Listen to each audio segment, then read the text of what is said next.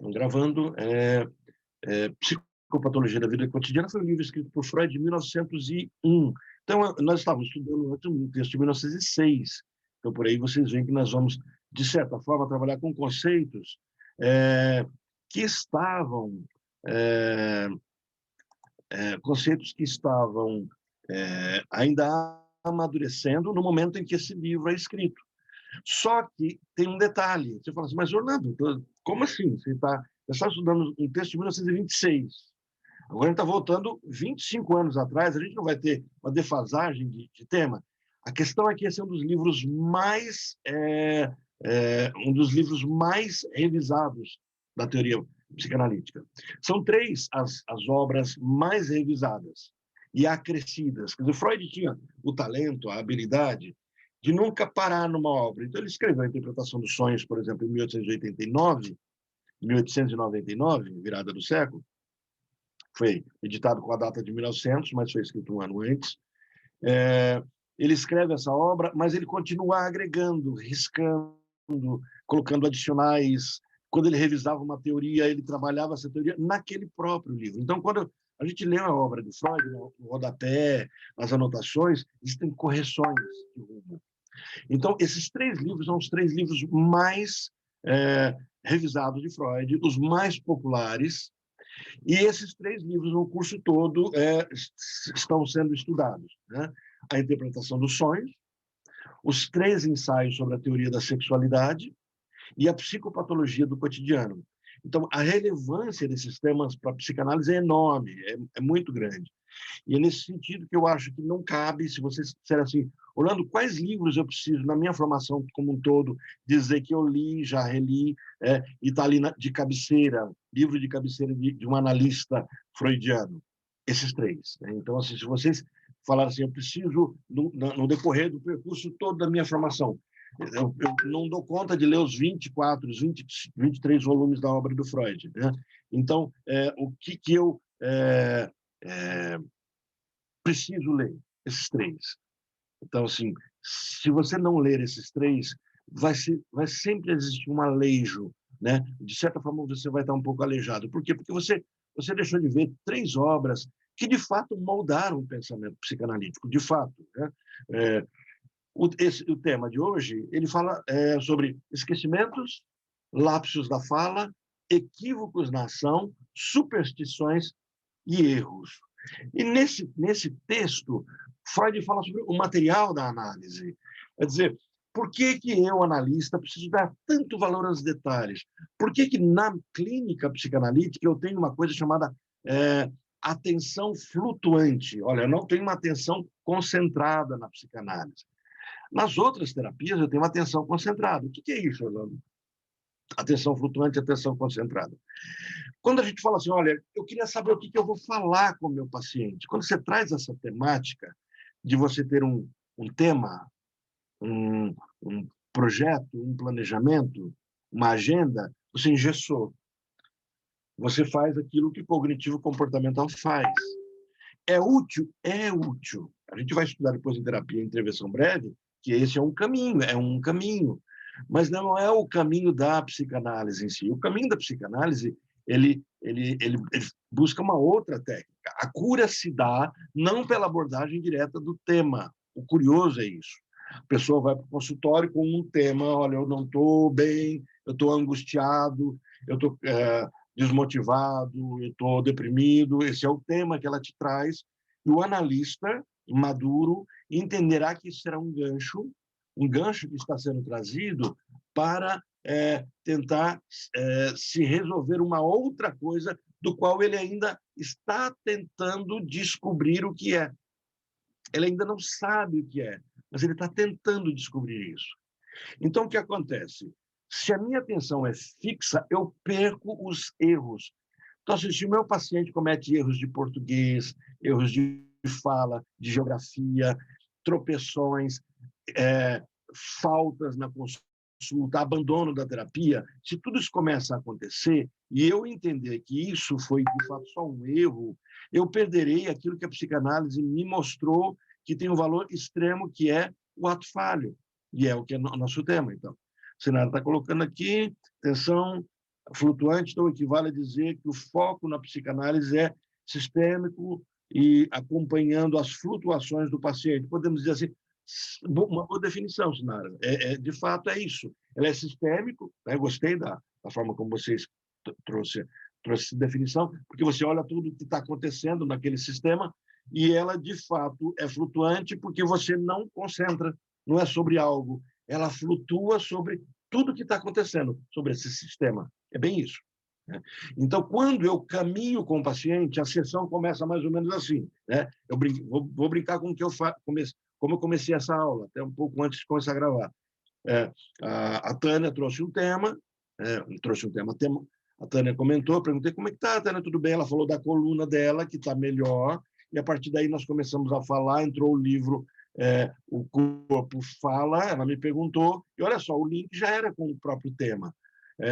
Ela me perguntou sobre algo, isso é a mesma questão do Corpo Fala. Eu falei, não. Ela falou, mas a aula olha, na atração flutuante, eu automaticamente peguei o Pierre Zeil, que é um psicólogo francês, um psicanalista francês, que trabalha a expressão do corpo como expressão de si mesmo, dos seus desejos, da vontade. Se eu tropeço, se eu cruzo os braços, se eu não olho para a pessoa, se eu não a encaro, se eu ando com os pés de tal e tal jeito, né? Então, tudo isso é uma forma do meu inconsciente falar. Então, nós começamos na flutuação, começamos a buscar na fala do paciente o moto, o motivador, o movimento, o motor de todos os problemas que a pessoa está vivendo, e não na busca real. Então, eu levo em consideração cada ato. Nesse sentido, eu trabalho um tema psicanalítico, que é a questão do determinismo. Então, o que é o determinismo? Eu estou determinado a alguma coisa. Eu vou ao mercado, mas eu não sei se no mercado eu vou comprar o café Três Corações ou se eu vou comprar o café Melita. Eu sei o qual eu vou comprar. E se eu tiver alguma angústia, é porque eu estou recusando comprar aquilo que eu quero comprar. Entende? Se eu tenho uma angústia, não é a dúvida, mas eu questiono a mim mesmo, seria nesse caminho. Então, eu estou pegando um exemplo simples de uma compra, de um café, que poderia ser a ida ao shopping, a ida a uma festa. Então, eu recebo um convite para ir numa festa. E eu fico angustiado, eu quero ir para a festa, mas alguma coisa me incomoda, é como se eu não quisesse ir. Então, o que está acontecendo não é que eu estou em dúvida de querer ir. Os pacientes não vêm para o consultório em dúvida se tomam essa ou aquela decisão. A decisão já está tomada. E a angústia ela existe porque talvez o paciente se questione sobre a decisão que ele tomou. Tem uma coisa que a gente vai descobrir muito na clínica, principalmente na intervenção breve, e se um dia vocês fizerem um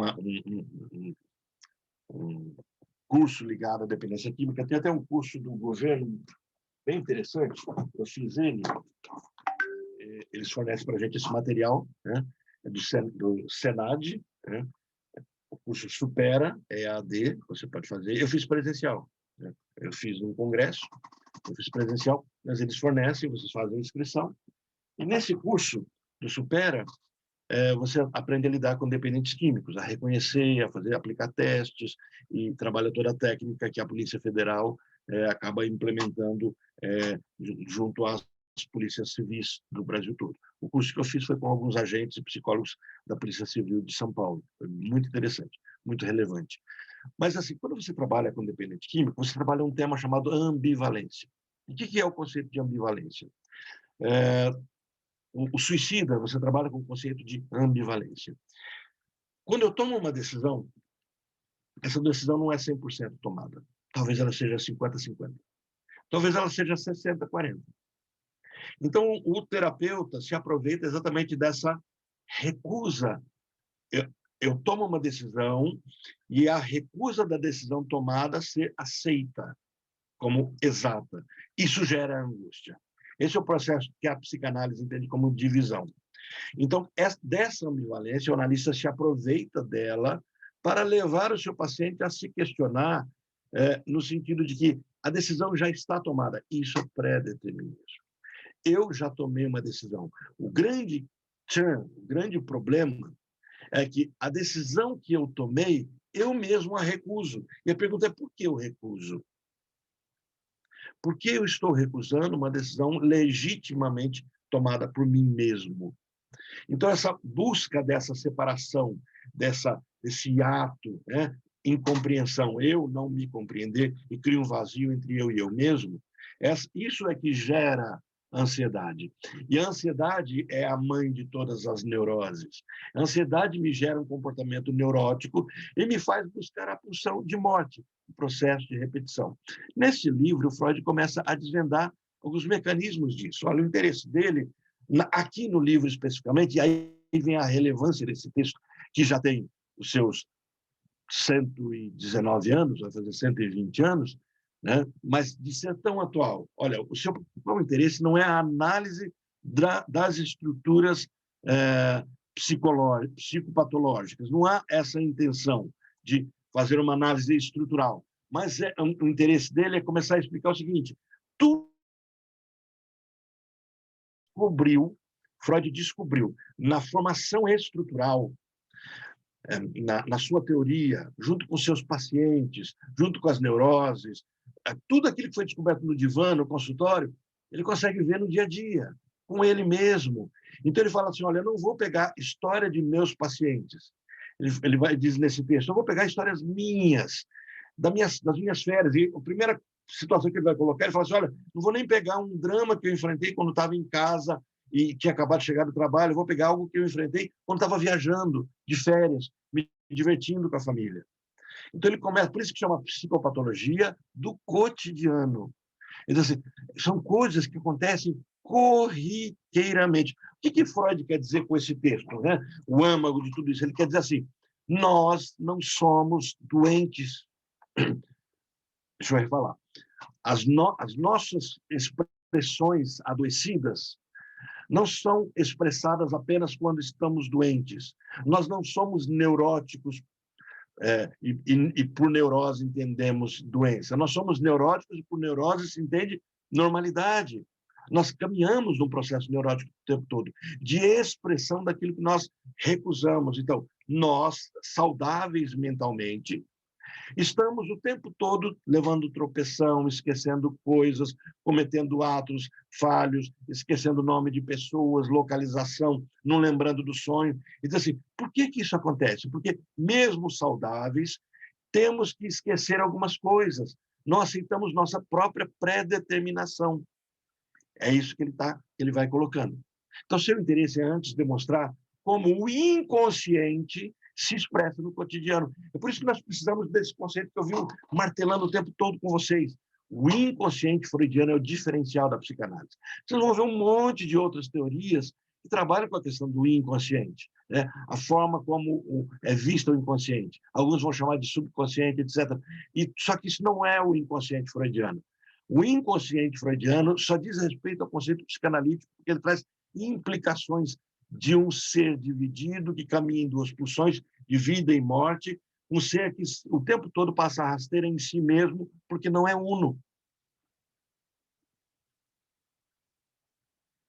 Então, sua intenção ainda é demonstrar que a psicanálise não se limita ao estudo da anormalidade, esse ponto que eu acabei de colocar para vocês. A psicanálise ela não trabalha com doença, e por isso quase que uma introdução nossa à psicopatologia analítica. Algumas pessoas falam, eu não vou fazer terapia, não vou fazer psicanálise, porque isso é coisa de louco. Não, a psicanálise não trabalha com louco, apesar de trabalhar. A psicanálise não pretende trabalhar com louco, apesar de trabalhar. Por que ela não pretende? Ela pretende trabalhar com o ser humano, que sofre de angústias, que sofre. Então, na verdade, o objeto de trabalho da psicanálise é o sofrimento. É por isso que, ao invés da gente entender patologia na psicanálise como doença, nós entendemos como sofrimento. E por entendermos como sofrimento, a psicopatologia ela é cotidiana. Eu levanto, e quando eu levanto, eu já tenho crises. Por exemplo, eu levantei de manhã, e eu levantei no horário já meio apertado, eu fui dormir tarde ontem, eu falei, nossa, eu tenho 20 minutos para já ter ligado o computador e o computador vai precisar de inicializar. Eu lembrei que só que eu troquei o meu notebook, então agora ele inicializa a memória flash, é super rápido. Se fosse a carrocinha que eu tinha antes, meu Deus do céu, a aula hoje atrasaria. Eu tinha 20 minutos aí, o que eu ia fazer? Eu tive que, olha, tomar decisões. Falei assim, bom, eu tomo café, não tomo café, vou... Não, falei, primeiro vou ligar o computador. Essas pequenas decisões que são corriqueiras, são atos que nós tomamos o tempo todo. Freud diz assim, isso tudo gera angústia. E são expressões mínimas de angústia. Então, o primeiro ponto é isso. A psicanálise ela não se limita ao estudo da anormalidade, mas dessa normalidade. O paciente chega para você e fala assim, eu tive um pesadelo. Aí você sempre vai pedir a descrição do pesadelo do paciente, da história dele, do sonho. Nunca interprete um pesadelo como pesadelo, porque normalmente não é. Tá? O nome é dado como pesadelo. Vocês vão se assustar na quantidade de pessoas que, ao descreverem a história do pesadelo, se assustam quando acordam com a história, mas enquanto estavam dormindo, não tinham noção de um pesadelo, e quando acordam, muitas vezes acordam até aliviado, porque, na verdade, não há um pesadelo, há uma reprovação daquilo que se sonhou. Então, talvez eu sonhe que estou matando alguém, então é um pesadelo. Por quê? Porque moralmente eu não posso matar essa pessoa. Mas quando eu conto o sonho, eu percebo que talvez tenha havido algum nível de prazer em eu ter matado aquela pessoa. Isso me assusta. É isso que a psicanálise vai chamar de estranhamento.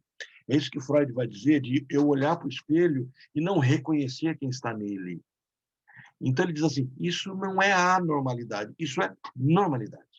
Então aí quando eu chego para esse paciente que me contou o pesadelo, eu falo assim, aconteceu alguma coisa diferente com você ontem? Ele diz, não. Mas quando ele começa a descrever o dia, você percebe que ele esqueceu um monte de pontos que não eram tão normais, que dariam indicadores para o sonho, mas que ele não se lembrava. Por quê? Porque é a função da psique me fazer esquecer. E o segundo ponto que a gente tem que frisar aqui é que ela, a psicanálise, se dedica também a descrever e compreender o funcionamento da mente humana como um todo. Né? Apesar da mente estar dividida, ela é vista pela psicanálise como um todo e não como dividida. Falou, espera um pouquinho, isso ficou estranho. A psicanálise entende que a minha mente, de certa forma, está esfacelada, que eu vivo num processo de ambivalência.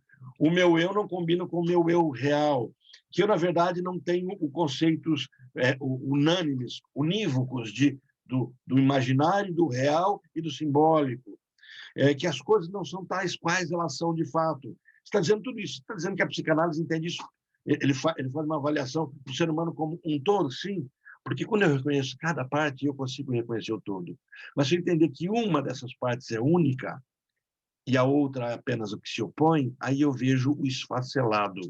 O psicótico é esfacelado, ele é quebrado, ele se vê quebrado. E no próprio tratamento ele será tratado como quebrado, que pode ou não ser juntado, ou pode ou não ser apresentado um ao outro.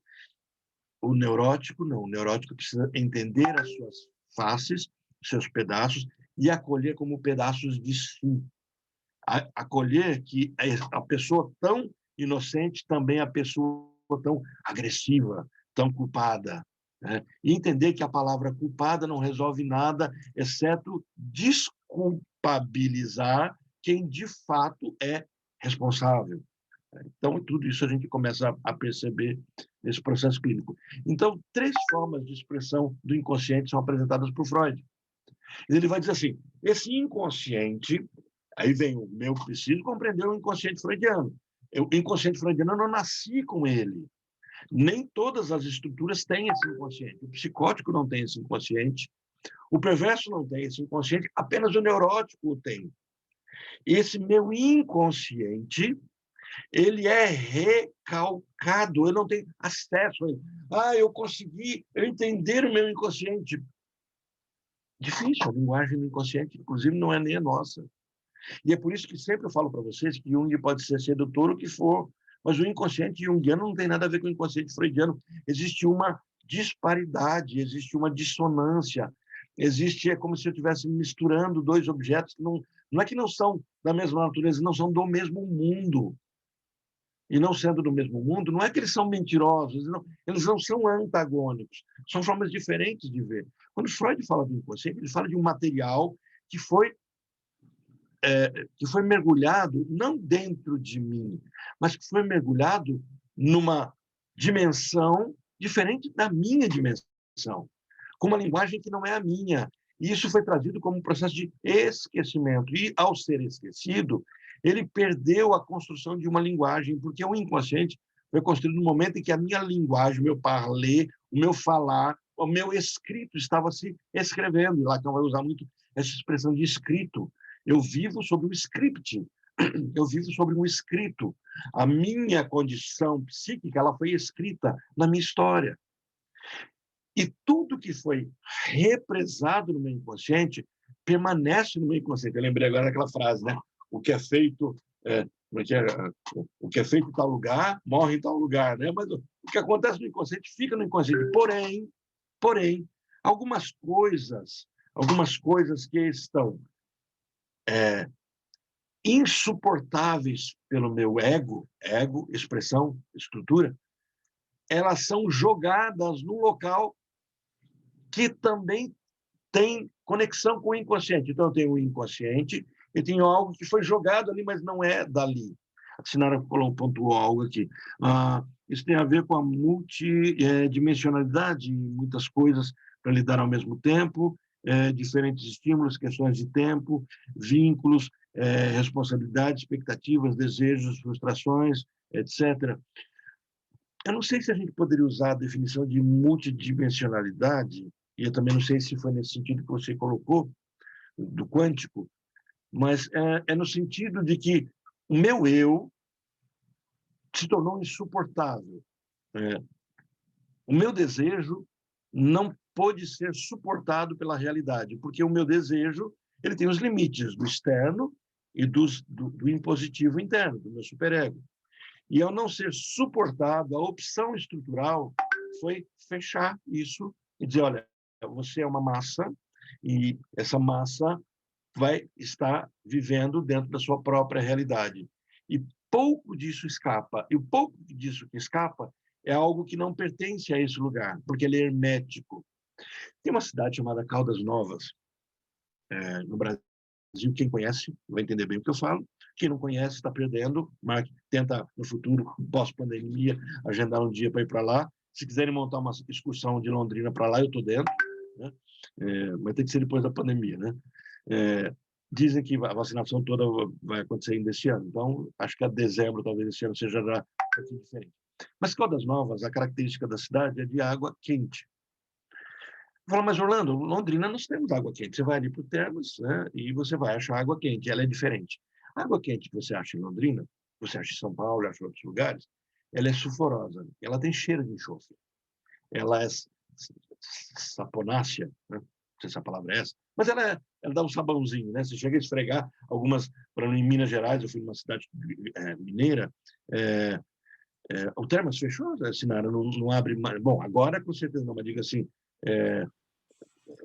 Sim, ele tinha, Orlando, muitas questões jurídicas e aí acabaram fechando, ou alguém comprou e fechou, foi algo assim.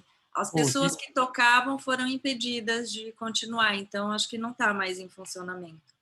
Que dó, isso é uma dó, porque assim, é um lugar, né, prazeroso, a água quente. Eu me lembro, quando eu conheci daqui de Londrina, os japoneses eram os que mais iam para aquele cantinho mais quente da água. Exatamente. Os japoneses e os médicos. Porque é o melhor lugar para Muitos estar, né? médicos. Uhum. E não é nem o curtir a piscina em si, mas aquele lugar que a água sai bem limpa, quente, né? E que trata. E eu acho que assim, é triste. Isso que você contou é muito triste.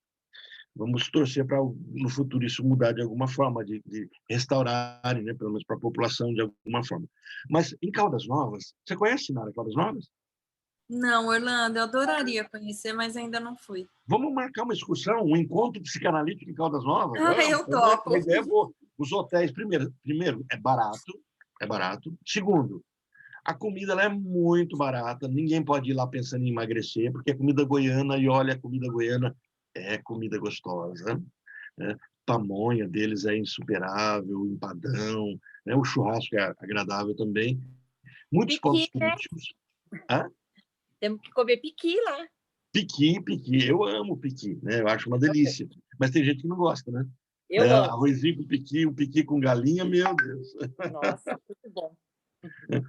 Mas Caldas Novas tem uma característica que a água ela é contaminada, a palavra está no sentido positivo, que é por vanádio, que é colocado como algo que trabalha muito, é antioxidante, etc., né? Rejuvenescedora, mas o que é curioso é que a água não tem cheiro, ela é uma água comum que você bebe, tanto é que Caldas Novas, por muito tempo, estava perdendo a água, ela foi ameaçada de ser extinta, porque as pessoas usavam a água para tudo, o banheiro, para lavar calçada, e água quente. E aí chegou uma hora que o lençol foi baixando, e eles agora têm regras rigorosas sobre isso, né? Mas a água não tem cheiro, ela não tem o cheiro do enxofre. Por exemplo, eu fui para Ibirá, e a Ibirá tem vários tipos de águas para você beber, e aí você tem água com cheiro, água com cheiro de ovo choco, né? Que é muito enxofre, boa para a saúde, tudo para você tomar, mas ela é fedida. Bom, por que eu estou contando tudo isso? A água, o que se descobriu? As nossas águas que nós pegamos, elas tocam, o lençol toca em lava, e é por isso a contaminação com enxofre. Enquanto que a água de Caldas Novas não é vulcânica. Então, enquanto que as águas de outras regiões ou são vulcânicas, de região que o vulcão ainda está um pouquinho ativo, ou você busca muito lá embaixo, então elas tocam em áreas que tem lava, a de Caldas não. Uma pedra é superaquecida, porque essa pedra entra em contato com a lava, e existe um lençol que toca a pedra. Então, a água não tem contato. Então, aquela água que a gente toma banho em Caldas Novas, que sai a 50 graus de temperatura, eu me lembro lá no hotel que tinha as piscinas mais quentes, era de Roma, era 48 graus. Você entrava assim, você tinha que entrar e andar com cuidado, porque você se sentia queimando tudo. Depois de meia hora, você dava conta de ficar com tranquilidade e nadar, mas até o seu corpo se adaptar, você saía vermelho, completamente vermelho da piscina. Mas era uma delícia, você deixava todo o cansaço. Aquela água não é vulcânica, apesar de ser aquecido por uma pedra que está no vulcão. Bom, por que eu estou pegando toda essa ilustração? Aquilo que me é pré-consciente, é isso que a psicanálise trabalha, aqueles objetos que são regurgitados, são vomitados do meu inconsciente, eles não pertencem ao inconsciente. Eles foram empurrados para lá. E aí, por isso que a psicanálise faz a distinção entre o recalcamento original, né, e aquilo que não é um recalcamento original. Então, eu tenho um recalcamento e eu tenho aquilo que foi... a palavra me fugiu agora, tá? Daqui a pouco eu acho qual é ela, mas aquilo que foi o sinônimo de recalcamento. Alguém me ajuda, os mais antigos aí, Priscila e Mayra, se lembrarem da palavra, me falem aqui, porque eu fui brincar tanto com Caldas Novas, fiquei empolgado, que esqueci do recalcamento e... O trauma, ele é o quê?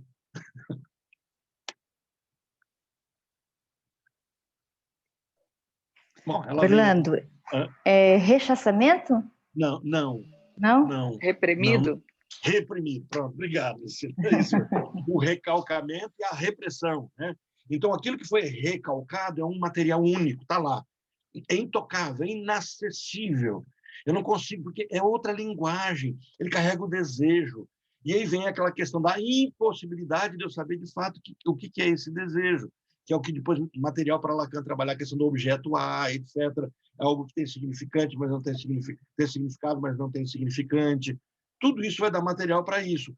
Mas o meu reprimido, as minhas cenas que ocorrem comigo, elas são reprimidas. E onde é que elas são reprimidas? Num local de recalcamento. Então, elas não pertencem a esse lugar, mas elas são guardadas ali. Essas cenas é que retornam. É isso que eu acho. Mas nós não trabalhamos com conteúdos do inconsciente, conteúdos reprimidos. Priscila, obrigado pela palavra, né? Reprimidos e não recalcados. O Freud, jovem, não trabalhava muito esse conceito. essa diferenciação. A psicanálise como um todo que foi percebendo o que Freud dizia, que o meu recalcamento aconteceu num ponto, num dia, no Édipo, nessa estruturação. E ele construiu um lugar, uma linguagem específica. Isso é inacessível. É o que ele vai chamar de amnésia. Ocorre uma amnésia edipiana. Então, os conteúdos reais nunca são mais percebidos. Mas agora, aquilo que vai surgindo e é insuportável, o meu superego, ao recusar, ele consegue achar, a minha estrutura psíquica consegue achar um local nas minhas... achar um local onde minhas memórias podem ser guardadas. Olha, eu nunca jogo fora uma memória. A única forma de eu jogar fora uma memória é se eu arrancar um pedacinho do cérebro onde ela foi alojada e jogar, aquela memória pode ser perdida. Mas daí eu tenho o conteúdo emocional dessa memória ainda. Detalhe, tá, gente? A gente fala muito de memória aqui, né? E a gente fala pouco de memória aqui. Nós temos neurônios aqui, tanto quanto nós temos aqui. Nós não pensamos só aqui, pensamos aqui e aqui. Nós não construímos sinapses só aqui, mas aqui também. É interessante isso. Então, nós temos, em toda a nossa parte gastrointestinal, memória. Isso porque nós não estamos trabalhando na questão das memórias da pele, as nossas fáscias, né? É algo que eu quero trazer para a gente conversar com ela um dia, no nosso bate-papo, aquele mensal, falarmos sobre as fáscias, né? Quero trazer eu estou ruim de memória hoje, hein? O Alzheimer está começando a me pegar. Mas depois eu lembro aqui quem que eu quero trazer, tá? A memória está feia hoje. É a idade, será? Voltando para cá, Débora. Obrigado, Sinara. Temos que trazer a Débora. E eu lembrei de abelha, lembrei de São mel. atos falhos, Orlando. Você está fazendo questão de esquecer algumas coisas, hein?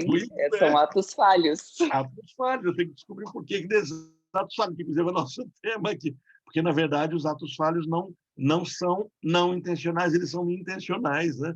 Então, eu tenho que descobrir aqui por que eu esqueci o reprimido e esqueci o nome da Débora aqui. Mas, olha só, esse meu inconsciente, essa minha água que tocou a pedra, por isso eu peguei toda essa ilustração para ficar bem compreendida, porque é um tema muito, muito necessário ser compreendido, eles são regurgitados, eles voltam. De que forma? Como o meu inconsciente se expressa? Através dos sonhos, através dos sintomas psicopatológicos e no meu cotidiano. Então, meu inconsciente fala comigo o tempo todo, mas eu não tenho que ir lá buscar o material dele, que é inacessível. Mas o que ele fala? O que ele fala comigo eu consigo, porque ele regurgita, ele vomita aquilo que não é dele. Então, essas são as expressões. Então, em sua expressão cotidiana, na qual Freud foca essa obra, o inconsciente pode ser percebido por meio dos atos falhos. Então, ele vai trabalhar lá nas palestras que ele vai fazer, nas conferências, ele vai trabalhar todas essas expressões do inconsciente. Então, nesse livro, ele trabalha especificamente isso. E como é que eu identifico os atos falhos? Esse é o foco do livro dele. Como é que eu identifico um ato falho? Porque eu vou ter o ato falho e vou ter o erro. Eu vou ter aquilo que, de fato, é uma expressão do inconsciente, mas eu teria aquilo que talvez não seja uma expressão do inconsciente, mas apenas um tropeção. Então, ele vai dizer, como é que eu identifico os atos falhos? Ele vai dizer, primeiro vamos trabalhar, então, um bem genérico. Ele diz assim, eu tenho os erros de fala, eu tenho os erros de escrita, eu tenho os erros de leitura, e eu tenho os erros dos atos, quando você tropeça ou derruba alguma coisa. Então, ele vai trabalhar esses atos falhos como erros que afetam a minha intenção.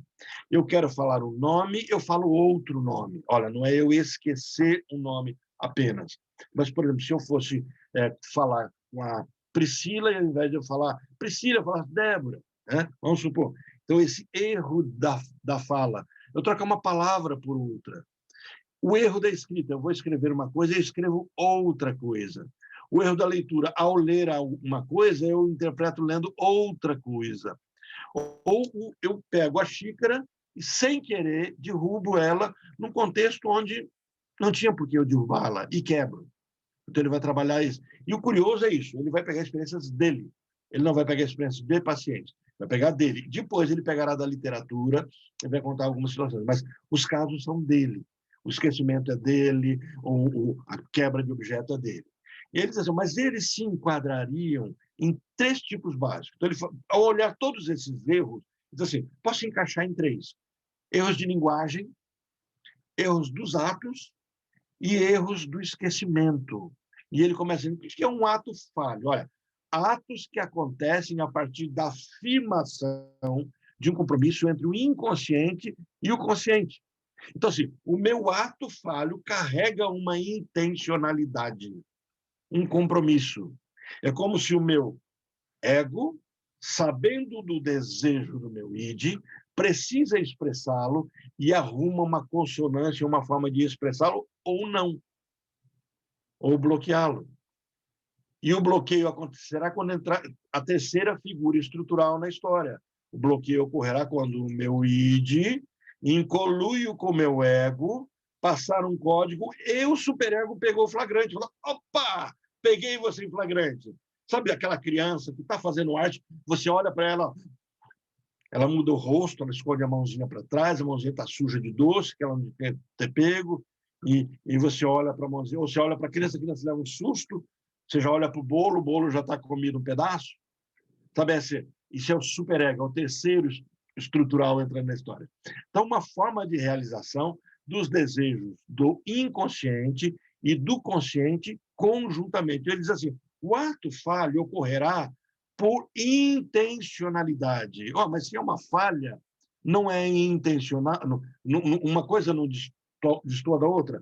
Na consciência, sim. Na inconsciência, não.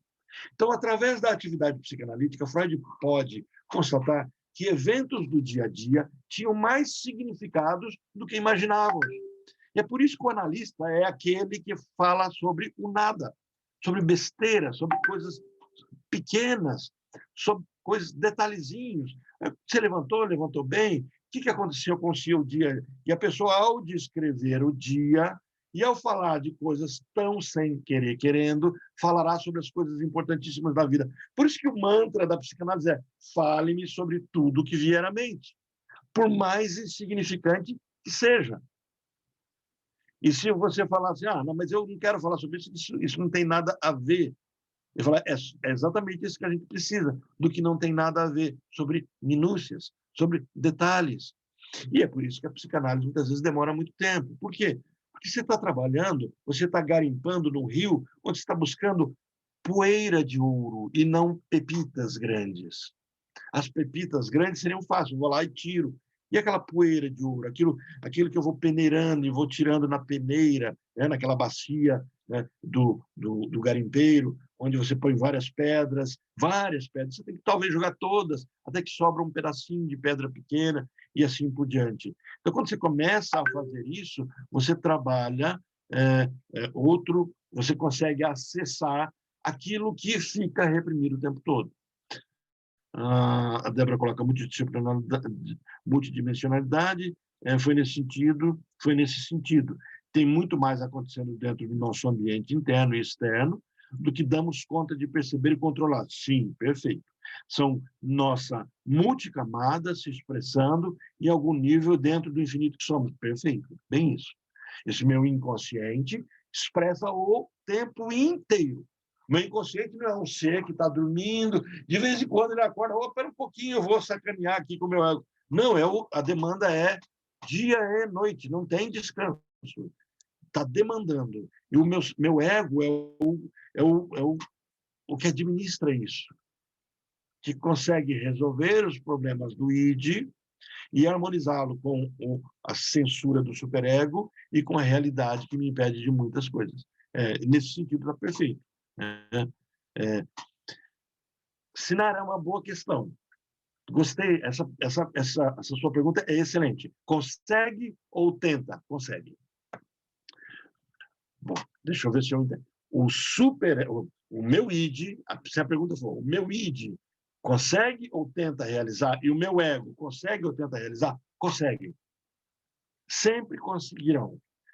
Completamente? Impossível realizar completamente, porque trabalhamos com mundos diferentes.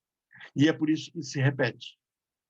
Então, toda a demanda psíquica do id, ela vai e ela atinge o meu consciente de alguma forma. Se a pergunta consegue, for no sentido de que satisfaz, não. Nunca. O id nunca estará satisfeito, porque a demanda nova vem. Mas se a pergunta for, que é o que eu disse que consegue, né? Se a pergunta for, ela atinge algum objetivo? Sempre. Toda demanda do meu inconsciente é incontida. Eu não consigo contê-la, impedi-la, bloqueá-la. Eu darei novo sentido, eu sublimarei, eu sintomatizarei, ela virá por meio do sonho, ela é uma demanda, e ela virá.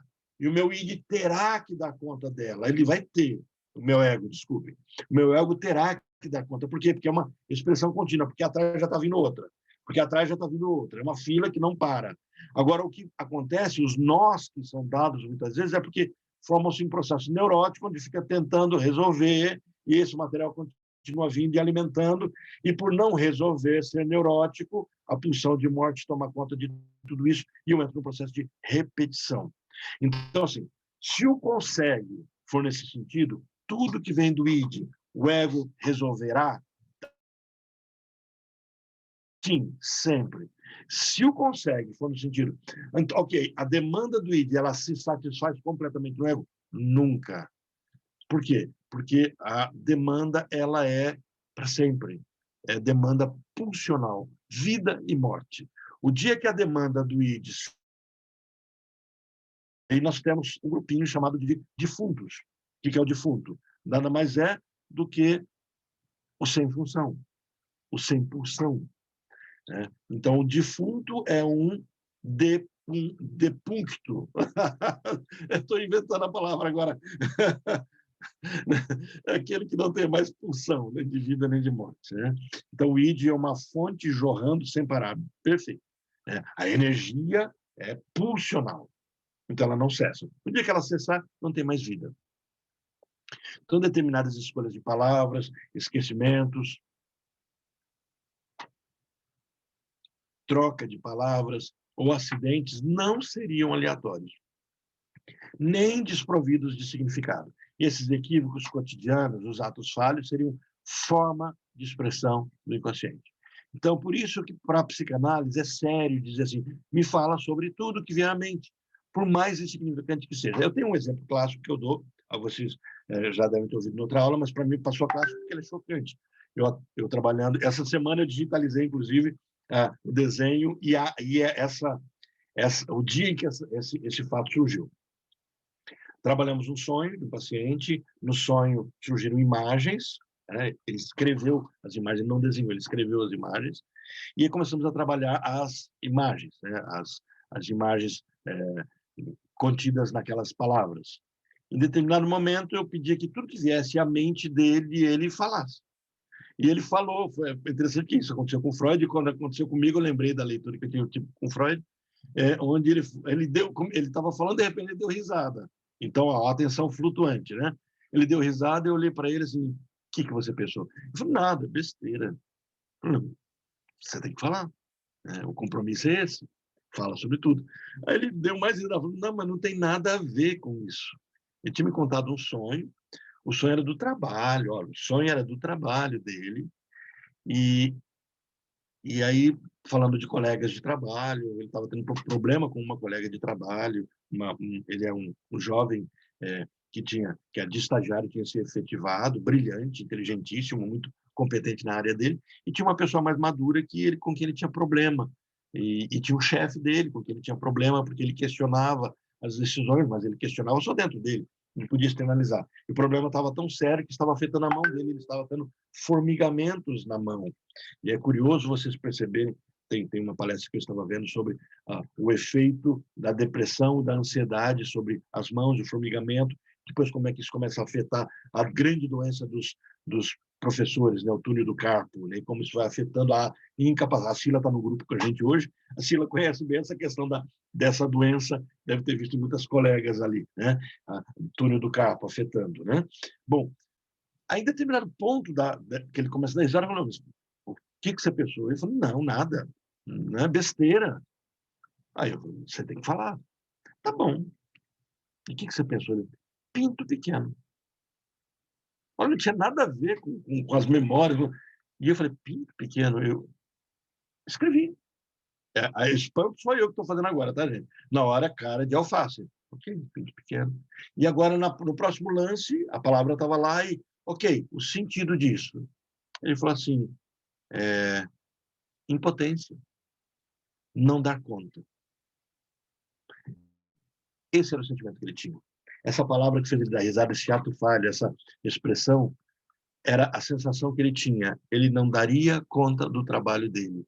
Isso veio com uma expressão de pinto pequeno, porque ele tinha uma história sobre isso também. Quando ele vem para análise, ele trabalha um pouco desse tema, isso se resolve, né? Ele tinha depois a gente trabalhou bem esse tema, mas um ato falho contou exatamente o que estava acontecendo com ele. Ele estava tendo formigamentos na mão, ele estava tendo uma angústia extrema, porque ele achava que não dava conta. E a fala vinha de uma mulher. Então, vem toda essa história. Só para vocês entenderem, palavras jocosas, piadas, mal-estares, não podem pertencer ao elenco, aos luxos. Um analista não se dá o luxo de se escandalizar com expressões, com falas, com coisas que são ditas e não seriam ditas popularmente, porque o analista ele não existe ali. Ele é alguém que está ali simplesmente para ajudar o seu paciente a chegar a algum lugar. Por isso, eu já falei para vocês várias vezes, querem um livro bom para ler e entender o que é uma análise, a Divina Comédia, de Dante Alighieri, e a personagem Virgílio, ele é o analista. Tá? Enquanto vocês vão ver Dante, né, buscando o seu desejo, que é a sua amada, que precisa partir do inferno e chegar ao céu, é o paciente. Quem não leu, leia a Divina Comédia, e vocês vão perceber, poxa, é uma análise, e completamente é uma análise. Então, entenderam? Então, esses equívocos cotidianos, os atos falhos, eles seriam forma de expressão do inconsciente, como o meu inconsciente expressa. Os atos falhos seriam, então, uma forma de realizar esses desejos negados. Então, Sinara, que você colocou aqui, o id, uma fonte jorrando sem parar, é bem isso. O meu id jorra sem parar, e o meu ego resolve, e volta àquela questão que você colocou. Consegue ou tenta ali? Consegue. Não satisfaz, porque não cessa. Mas por que ele consegue? Porque ou ele consegue diretamente ou indiretamente. Então, o inconsciente, ele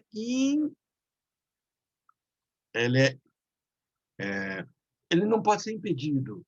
Ele é incontinente nesse sentido. Eu não consigo contê-lo, segurá-lo, ele vazará o tempo todo, né? E aí ele, então, precisará de uma expressão. Então, através deles, dos atos falhos, do meu sem querer querendo, dos meus sintomas, dos meus sonhos, dos atos falhos, esses desejos intencionais podem vestir a fantasia de um acidente fortuito. Ah, foi sem querer. Sem querer, você leva um tropeção e quebra o dedão. Sem querer, você cai e se machuca. Nós não estamos falando de coisas não motivadas pela própria pessoa. Você está andando na rua, de repente o carro te atropela, foi um sem querer do outro, não seu. Estamos falando de coisas que têm a ver com decisões suas que foram tomadas. Você passa por uma escada todos os dias. De repente, um dia você não vê a escada, você tropeça e cai. O seu inconsciente sabia dessa escada. A sua mente já havia memorizado. Nós temos uma mente tão completa, tão perfeita, que tudo está muito bem calculado. Você fecha os olhos e você vai tocar a sua orelha sem olhar, você sabe onde exatamente está a sua orelha. Eu fecho os meus olhos e vou tocar minha orelha. Olha, eu não fico tateando procurando a minha orelha. Eu fecho os olhos e vou tocar no meu nariz. Eu toquei o meu nariz. Como é que eu sei exatamente? Não foi porque eu vi, não. Foi porque o meu corpo tinha referência de onde ele é. Isso está muito calculado. Aí, de repente, sem querer querendo, eu ponho a mão no lugar que não era para colocar do meu corpo, de alguma coisa. Não foi sem querer. Havia uma intencionalidade. Enquanto acidentes podem se expressar sem causar problemas ao indivíduo, os atos falhos, eles realizam um desejo. Acidente não é ato falho. Tá? E a gente vai depois aprender a diferenciar isso. Então, no primeiro capítulo desse livro, Freud vai trabalhar sobre o esquecimento de nomes próprios. E ele pega uma situação dele. está lá na página 7 do livro de vocês, ele começa falando assim que o esquecimento, ele descobre que o ato de esquecer segue leis. E o ato de lembrar, inclusive, também tem, por conta de referências. Os nomes substitutos ligam-se ao esquecido. Então, ele diz assim, se eu tentar lembrar o que eu esqueci, eu ficarei cada vez mais distante daquilo. Vocês perceberam, eu esqueci duas coisas nessa aula. Eu esqueci o reprimido, o nome de reprimido, e esqueci o nome da Débora. Então, esses dois esquecimentos que eu tive, quanto mais eu tentava lembrar, mais eles ficavam distantes de mim. Então, num processo natural, poderia utilizar uma outra técnica, falar tal, que é o que a gente vai ver que Freud fez. Mas, assim, aí eu pedi, me ajuda, né? Foi quando a Priscila trouxe a palavra e depois a Sinara trouxe o nome. Né? Porque as pessoas que me conhecem sabiam de quem eu estava falando agora. Imagina, eu deveria saber. Aí a pessoa vai no médico e diz assim, eu estou tendo problema de falta de memória, o médico vai dar vitamina para essa pessoa. E se essa memória, essa falta de memória foi um ato falho? Não foi um processo de falta de minerais, de suplementos? Porque quando eu tenho falta de memória causada por falta de alguma coisa no meu organismo, ela não é seletiva, ela não é ligada a uma palavra específica. Elas são realidades, uma outra situação causada pelo próprio corpo. O que a gente começa a perceber são esquecimentos de palavras, e essas palavras são esquecidas, aí vem um detalhe que Freud descobre. Não porque talvez elas tenham um problema, mas elas são substitutas. Então, aqui, nós vamos construir dois termos. O esquecimento, a lei de esquecimento, e uma coisa que é chamada por Freud de memórias encobridoras. Eu começo a lembrar de coisas que não são elas, de fato, os meus problemas, mas elas cobrem os meus problemas. Então, é por isso que eu não posso ter receio de tratar de alguns temas, porque os temas que vieram não são o problema, eles são a cobertura do problema. Eles vão ser descartados depois. Olha como ele coloca aqui. Minha hipótese, esse é Freud falando, tá? Minha hipótese é que esse deslocamento não está entregue a uma escolha psíquica arbitrária, mas segue vias previsíveis que obedecem a leis. Quer dizer, quando eu esqueço, aqui ele não está falando do esquecimento específico, mas da troca. Por exemplo, você vai lembrar de uma coisa, você lembra igual, por exemplo, a Andréia, eu falei recalcamento, e ela falou rechaçamento. Olha, vamos supor, se eu lembrasse de rechaçamento, eu estou trocando a palavra. É isso que ele está falando. Quando eu troco o nome, quando eu troco a palavra, eu esqueço do nome e eu fico trazendo outros. Essa colocação dos outros, eles têm a ver, de alguma forma, com o que eu esqueci. É por isso que quando o meu paciente não me traz um problema, mas ele me traz outros problemas, eu posso investigar os outros, porque eles terão consonância.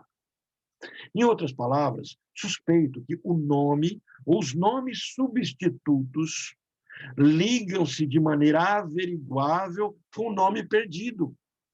Por isso que eu tenho que anotar, seja na memória, seja no papel, aquilo que o paciente esqueceu, então anoto aquilo que ele está trazendo. Eu chego para o paciente e falo assim, o que aconteceu com você ontem de manhã? Não, foi tudo bem, não aconteceu nada. Mas o que aconteceu? Ele começa, eu levantei, eu tomei café, o que você tomou de café da manhã? Nossa, eu não lembro que eu tomei de café da manhã. Nossa, foi ontem, eu não lembro, e começa... Aí eu falo assim, ok, mas o que você imagina que você tomou? Tudo aquilo que for trazido no que você imagina terá algo daquilo que foi esquecido. Mas quanto mais ele tentar lembrar, mais ele se distanciará daquilo que foi esquecido. E começam a surgir memórias falsas, que Freud nunca vai chamar de memórias falsas, mas memórias que encobrem. Leslie, você lembra de quando a Flávia contou para a gente a história de quando ela foi hospitalizada, era criança, e aí ela tinha uma memória diferente? Foi nessa aula que foi a primeira vez que acho que você escutou sobre esse tema. Está lembrado disso? Sim. Eu só perguntei porque eu queria ouvir sua voz, tá? Saudade de você, viu? Estou com saudade, Leslie, você sumiu. Eu não sei que horas que são as aulas. Aqui está marcado que é quinta-feira. Eu cliquei hoje será que tem? Quinta-feira é a supervisão. Quinta, às 8 horas da manhã, supervisão. E nessa quinta agora eu vou ter encontro com o pessoal que está fazendo a pós-graduação em psicanálise. né? Acho que vai ser às 10 que eu marquei. Acho que é isso, tem que verificar direitinho. Mas quinta é a supervisão. A aula terça-feira, das 8 às 9h30, mais ou menos. A gente consegue estender até às 10, mas o horário previsto é até às 9h30. Mas eu vou sempre estar mandando para você também, tá? Eu mandei hoje eu mandei, tá você, a Sila também estava aqui, eu não sei se ela ainda está, não sei se ela está na lista, mas a Sila faz tempo que eu não converso com ela também. E a Sila é das antigas também. Bom, em outras palavras, suspeito que o nome ou os nomes substitutos ligam-se de maneira averiguável com o nome perdido. E espero, se tiverem êxito em demonstrar essa ligação, poder esclarecer as circunstâncias em que ocorre o esquecimento dos nomes. Então, Freud vai pegar um caso, chama de caso 1, que ele vai chamar o caso Signorelli. A partir desse caso Signorelli, ele vai entender o que aconteceu com ele, e a partir dele vai dizer assim, bom, como é que eu faço para resgatar a memória? Resumindo um pouquinho, é interessante. Quando você sai, por exemplo, você levanta, vai para a sala para buscar alguma coisa. Você estava no quarto, você vai para a sala para buscar alguma coisa. Aí você chega na sala e fala assim, nossa, o que eu vim buscar? Como é que você faz para recuperar a lembrança, trazer à memória aquilo que você esqueceu? Nesse exercício simples, você vai para um outro ambiente e fala, nossa, eu vim buscar alguma coisa que não sei o que eu queria buscar. Qual é o dito popular para você desfazer esse problema? Você volta onde você estava e começa de novo. Perfeitamente. É isso que o Freud descobriu. Você tem que voltar à cena anterior. Então, quando eu esqueço de algo, eu não tenho que fixar no algo. Se você ficar lá na sala, o que eu vi? E ficar assim, você vai demorar mais tempo e algumas vezes você nem lembra. Volta para o lugar anterior. Porque aquilo que você esqueceu está encobrindo algo nessa situação simplória de um ambiente para o outro, é alguma coisa que aconteceu ali. Lembra, estamos trabalhando com psicopatologia do cotidiano, nós estamos trabalhando com questões clínicas. Não vamos dizer, toda vez que eu esqueço alguma coisa assim, então eu estou tendo uma crise e eu tenho que ir para análise. Não, Freud não está dizendo isso. Freud está dizendo que esse mecanismo de esquecimento neurótico que me atormenta como paciente, ele acontece o dia inteiro, o tempo todo. E, ao acontecer o tempo todo, ele não está dizendo que, então, está todo mundo doente. Ele está dizendo, isso é uma coisa comum, uma coisa que acontece no meio de neuróticos adoecidos e neuróticos saudáveis. É uma forma do cérebro trabalhar. Então, Freud esquece o nome de uma pessoa, o nome Signorelli, e ele, quando é perguntar, ele tenta lembrar, aí vem Botticelli, Bontrafio, vem outros nomes, mas não vem Signorelli. Aí ele lembrou-se do assunto anterior. Olha, é o que ele fez. Eu estou no quarto, fui à sala. O que eu vim pegar aqui na sala? Ao invés de eu ficar, não, o que foi? Calma, volto para o lugar. Eu voltar para o lugar. Ah, eu fui buscar o livro. Eu volto para lá. Essa forma de lidar, ele fez isso com um nome. Porque Freud está de férias e ele vai falar de uma pessoa, esquece o nome dessa pessoa, ele se assusta, porque olha que é interessante, não foi feito de propósito, mas eu esqueci hoje, no começo da aula, de duas palavras que, primeiro, uma é meu instrumento de trabalho, teórico, de discussão, do reprimido, eu esqueci da palavra reprimido, ela não vinha na minha mente, eu falava o recalcamento, não falava da repressão. Não tem como alguém dizer para Orlando, você nem sabia o significado dessa palavra, porque daí seria ridículo. Eu trabalho com a psicanálise há quase 20 anos, 17 anos, 16 anos. Como é que isso, diretamente com a psicanálise, a palavra, não é possível que a palavra reprimido não seja tão comum, por mais burro que eu possa ser, ela é comum, mas eu esqueci. A Débora é uma colega minha, aluna, amiga, uma pessoa que tem uma estima muito grande de consideração, eu esqueci o nome dela. Então, assim, eu falava, eu tenho um problema com a Débora. Vocês já esqueceram o nome dos filhos? Você vai chamar, eu vou chamar a Amanda, chamar ela de Andresa, ou muitas vezes trava, não sabe o que. Sabe, esses atos, eles não carregam o sentido literal do esquecimento. Então, Freud se assustou porque ele esqueceu de um nome que para ele é comum. Aí, Orlando, sim? Posso trazer só uma dúvida? Sim.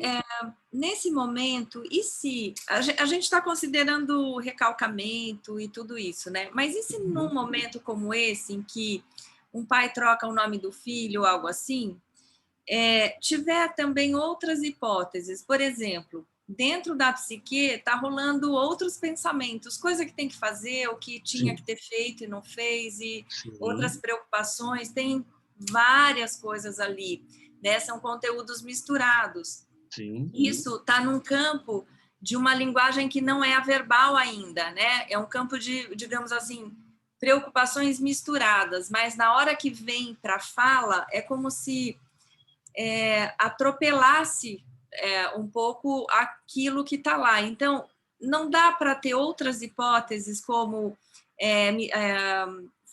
não falta de foco interno, mas, enfim, outras coisas que não é o recalcamento ou que não é um conteúdo reprimido. Não sei se eu consegui me fazer entender nesse ponto. Às vezes você está pensando em coisas diferentes, mas na hora de falar... O que você está falando é bem isso mesmo. Porque, lembra, porque eu trabalhei a questão do recalcamento para a gente entender a questão do inconsciente. Mas, assim, aquilo que não é de tanta importância naquele momento, mas que está ocupando o meu espaço de preocupação e está vindo. Por isso que o Freud está trabalhando aqui o conceito cotidiano, do dia a dia, aquilo que não é problematizado. Então, isso que você está falando cabe bem nisso. O Chan, o que Freud descobriu aqui é que aquilo que vem no lugar tem correspondência. Aquilo que vem no lugar desse esquecimento, eu estou uma dívida que eu tenho que pagar, um encontro que eu vou ter, um livro que eu tenho que... Sabe? Uma coisinha assim que ocupa o meu espaço, mas não... É isso que você está colocando, não é isso? São várias dimensões, e vem até o conceito que você trouxe de várias dimensões, né? E que não estão ocupando a minha atenção naquele momento, mas que estão ali presentes, e é inconsciente, e, de repente, eu vou lembrar algo, eu esqueço. O que ele está colocando é que isso que eu esqueci não é problema. Ok, que não é uma patologia preocupante, parte do nosso processo. Não, é cotidiano. Mas, assim, até a palavra que eu esqueci, ela não é o problema. O problema é que havia um problema e eu esqueci uma palavra que não tinha nada a ver com aquilo, mas carrega correspondência. Não tinha nada a ver, mas carrega correspondência. Que então, é o que ele resgata, digamos... Então, se dá... Porque eu trouxe uma outra pergunta, que é a questão da utilidade, né? Existe uma utilidade nesses tropeços que a gente faz? E essa utilidade seria simplesmente chamar a minha atenção para essa coisa que está acontecendo dentro de mim, essa mistura de preocupações, ou esse foco bipartido, né, ou fragmentado, porque eu estou com várias preocupações simultâneas, e aí na hora que eu vou para uma ação verbal ou ação física, aquilo denuncia algo que está antes dentro de mim, é mais ou menos por aí, né?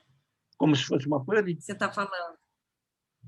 Que isso não preocupa, mas tem uma utilidade. A utilidade seria, digamos, até um autoconhecimento, para saber em que ponto interno eu estou.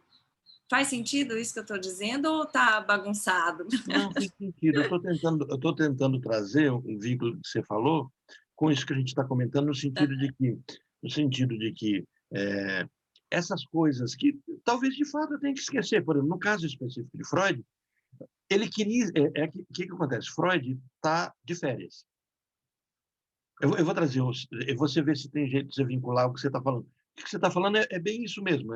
Estou só tentando coadunar as duas situações, mas que são coadunáveis, são idênticas no sentido de conteúdo. Freud está de férias. Então, ele não quer pensar em paciente. Mas ele houve uma fala. Essa fala remeteu ele automaticamente, isso ele descobre depois, tá, gente? Remeteu automaticamente ao caso de um paciente. Que ele está de férias, ele tinha que esquecer, ele não pode ficar lembrando dos pacientes, senão ele continua trabalhando. Então, o que aconteceu? Quando ele faz a mente dele leva ele para lembrar algo que ele não é para lembrar, ele esquece de uma palavra. Isso chama a atenção dele. Então, na verdade, o jogo que ele fez ele disse para ele mesmo assim, esquece isso que você está lembrando. Então, não era para ele esquecer a palavra, era para esquecer a cena que veio junto no momento, as duas cenas juntas. Então, essa memória esquecida, ela encobre, ela está encobrindo uma outra memória que deveria ser esquecida. E ele só pôde descobrir que aconteceu isso porque, na verdade, ele está fazendo um trabalho científico de ele sendo cobaia. É porque ele fez esse ato de voltou atrás e falou, não, eu quero descobrir por que eu esqueci essa palavra. Aí ele volta, aí ele descobre porque ele esqueceu a palavra, que era uma defesa dele. Aí está batendo exatamente o que você falou. É uma otimização? É uma administração interna do meu estresse?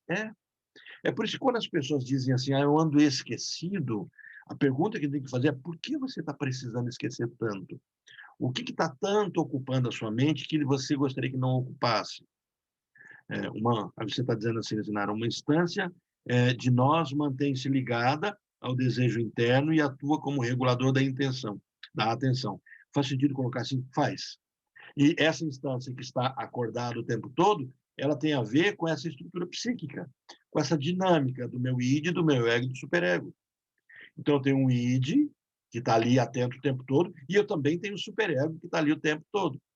E o meu ego é a minha realidade que tem que harmonizar tudo isso. É o que se vira nos 30. É o garçom no meio da multidão, que está com as garrafas na mão, na bandeja, e no meio da multidão não pode deixar cair.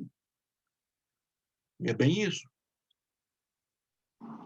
Eu uso muito essa questão do esquecimento como uma autoanálise. Só como um exemplo,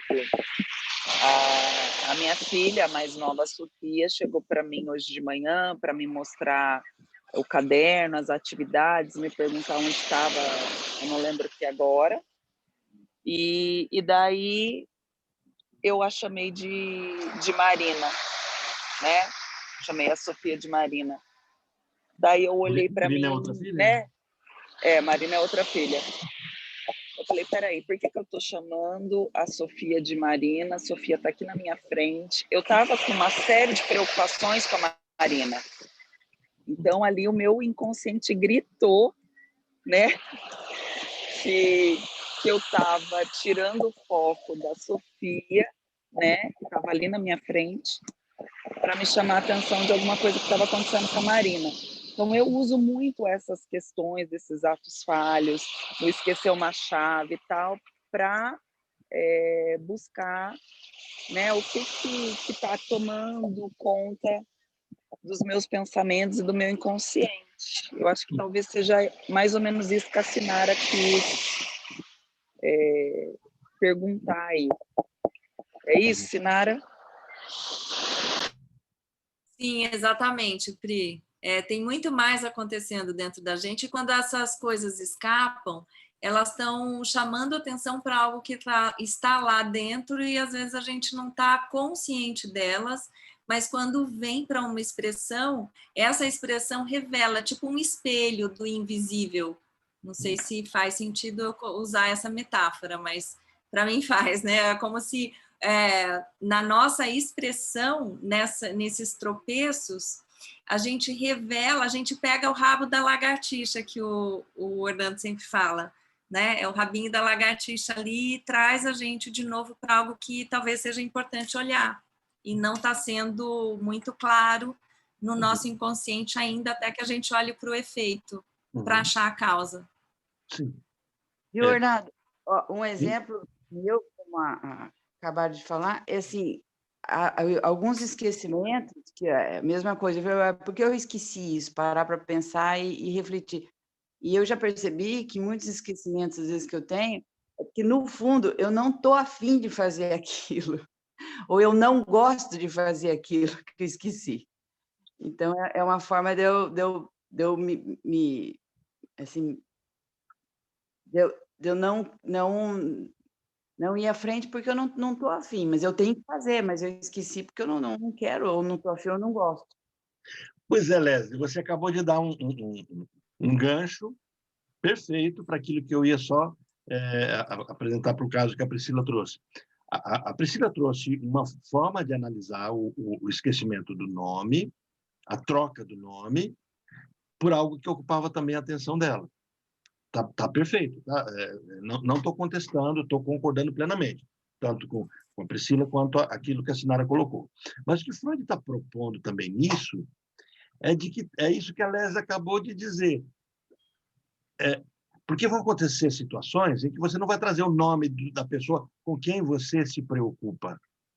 Por exemplo, Freud não estava preocupado Às vezes é o contrário, né, Orlando? Às vezes é bem ao contrário. Não é que você não se preocupa, é que aquilo está te incomodando, você não quer fazer aquilo naquela hora. É o ato que estava acontecendo, não é eu entendi o que a Priscila e a Sinara colocaram, estou de acordo, e de fato é um mecanismo interessante, mas o que foi interessante que a Leslie trouxe é porque o que Freud está apresentando não é esse deslocamento para uma outra pessoa, que vocês falaram dessa outra defesa.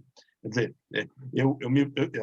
a Priscila, preocupada com a Marina, foi atender a Sofia, e no momento que está atendendo a Sofia, chama a Sofia de Marina, e é como se a mente dela denunciasse que ela estava preocupada com a Marina. Ok, está perfeito. Não tem que corrigir nessa análise. Porém, Freud está trabalhando aqui, nesse caso específico, que aquela cena, por exemplo, talvez, agora a gente poderia perguntar assim, estava confortável para a Priscila atender a Sofia naquele momento, ou, na verdade, internamente, ela não queria falar sobre aquilo, que daí entraria, porque outra preocupação estava na cabeça dela, que era com outra filha. Então, o que Freud diz assim, quando eu esqueço um nome, quando eu troco o nome, aquela troca não tem relevância, mas a cena que ele trocou é que tem. Essa é a percepção que ele tem. Vocês entenderam? Eu não estou dizendo que a análise que vocês fizeram está errada ou ruim, não, está perfeita e é bem isso mesmo. Mas a proposta que Freud está trazendo aqui é da gente perceber que a cena onde aconteceu o esquecimento, ela tem que ser o foco da análise naquele momento. Quer dizer, ok, eu me esqueci, eu troquei o nome. O que estava acontecendo quando eu esqueci? Por que a minha mente divagou, buscou algo que estava, e aí então você tem, agora, Priscila, 2 vernizes acontecendo, 2 camadas de tinta. Uma é você estar preocupada com outra filha, mas por que a sua mente saltou daquela cena e aí achou uma outra cena, né? O que estava naquela cena que você recusava? E é isso que a Leslie colocou no caso dela, talvez algumas situações, porque ela não queria estar naquela situação. Porque isso é difícil a gente aceitar, né? Que a gente não quer aquilo ou não gosta não é daquilo, é daquele momento, daquela situação. Exato. E aquilo está incomodando, pelo menos está incomodando. E porque talvez até traga cenas antigas, etc., mas está incomodando. A Sinara colocou, então, tudo acontecendo junto na sopa da psique, né? E o que vaza é um sinal de algo que pode ser relevante, seja por preocupação, escusa, desejo, etc. Nesse sentido, me referi à utilidade do esquecimento ou dos atos falhos. Está perfeito, Sinara, é bem isso. Então, aquilo só me despertou a entender aquele momento. Por que houve a troca? Está perfeitíssimo. Tá? Então, olha só como é que Freud vai colocar isso. Freud, então, esquece o nome, tal, aí ele lembrou-se do assunto anterior. Ele faz aquilo que eu falei para você. Volta para a cena anterior. Quer dizer, espera um pouquinho. Por que é que... O que estava acontecendo quando ele esqueci? Lembrou-se do assunto anterior. Então, antes dele esquecer, ele está falando sobre o costume bósnio-herzegovino de aceitar a vida. O que ele comenta ali é mais ou menos assim, que o pessoal ali, os turcos, eles valorizavam muito, aceitavam, eles eram muito resignados. Passaram tanto sofrimento da guerra, de tudo ali, e eles aceitavam bem a vida. Eu sou pobre, tudo bem, eu sou pobre, Deus quis assim. Eu sou rico, tudo bem. Eu estou doente, tudo que eu sou, eles eram resignados. Eles aceitam bem a vida.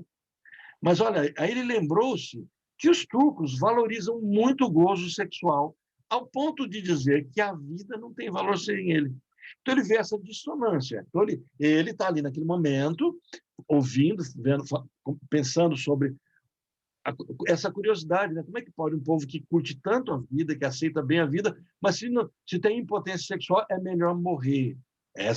Né? Então, tem uma distância entre uma coisa. Se eu aceito bem a vida, eu deveria aceitar até os limites da minha idade, os problemas. Mas não, eu não aceito, então eu prefiro morrer do que estar nesse campo. Ele começa a pensar nisso, a mente dele divagando. Então, essa conversa lhe lembrou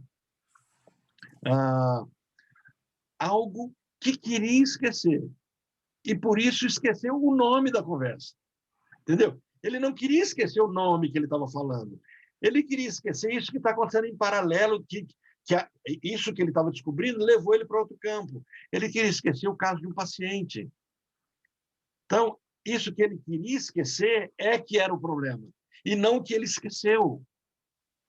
Então, é verdade que não queria esquecer o nome do artista de Orvieto, o Signorelli, mas sim outra coisa. E essa outra coisa, contudo, conseguiu situar-se numa conexão associativa com o seu nome. Tanto que o meu ato de vontade errou o alvo e esqueci. Uma coisa contra a minha vontade, quando queria esquecer intencionalmente a outra. Então, diz assim, algo que eu queria esquecer, a minha atenção se desviou e eu esqueci outro algo que eu não queria esquecer. E aí vem o que você acabou de mencionar, a Sinara acabou de mencionar, o rabo de lagartixa. Né? Aí eu presto atenção no rabinho da lagartixa ali e esqueço, e a lagartixa consegue fugir. Então, a aversão ao recordar dirigia-se contra um dos conteúdos. Esqueci uma coisa contra a minha vontade, quando queria esquecer intencionalmente outra coisa. Então, ele começa a perceber no ato dele como a mente trabalha nisso. Então, as condições necessárias para esquecer o nome são quais? Então, assim, o que tem que acontecer para que eu esqueça o nome? Primeiro, uma predisposição para esquecer o nome. Um processo de supressão realizado um pouco antes e a possibilidade de se estabelecer uma associação externa entre o nome em questão e o elemento previamente esquecido. Então, ele começa a desvendar o mecanismo do esquecimento, de uma memória que foi recalcada. Junto aos casos simples de esquecimento de nomes próprios, existe também um tipo de esquecimento motivado pelo recalque. Ele diz assim, eu posso esquecer o nome próprio, esse esquecimento do nome não é tão relevante, não carrega nenhuma relevância, não tinha nenhum problema em lembrar do nome do artista de Orvieto, tal, não tem nenhum problema, mas há uma história que ele queria esquecer. E a história, nesse caso específico, era a história de um paciente, e ele falou, eu estou de férias, eu não tenho que ficar lembrando a história de pacientes. Mas ele diz assim, isso escora a percepção que eu posso ter de situações problemáticas. A Sinara está dizendo, a Priscila, perfeito, Orlando, analisando aqui, tem muito mais coisa por trás da troca dos nomes, tem muito mais a ver com o ambiente, a situação que estou vivendo. Exatamente. Então, essa cena que incomoda, ela vai incomodar exatamente o rabo da lagartixa, para que você não se lembre do verdadeiro problema que, de fato, surgiu ali. E aí é que ele fala assim, esse esquecimento, ele trabalha uma memória recalcada. Ok? Aí, no capítulo 2, ele vai continuar, é a mesma coisa que ele vai falar de esquecimento de palavras estrangeiras.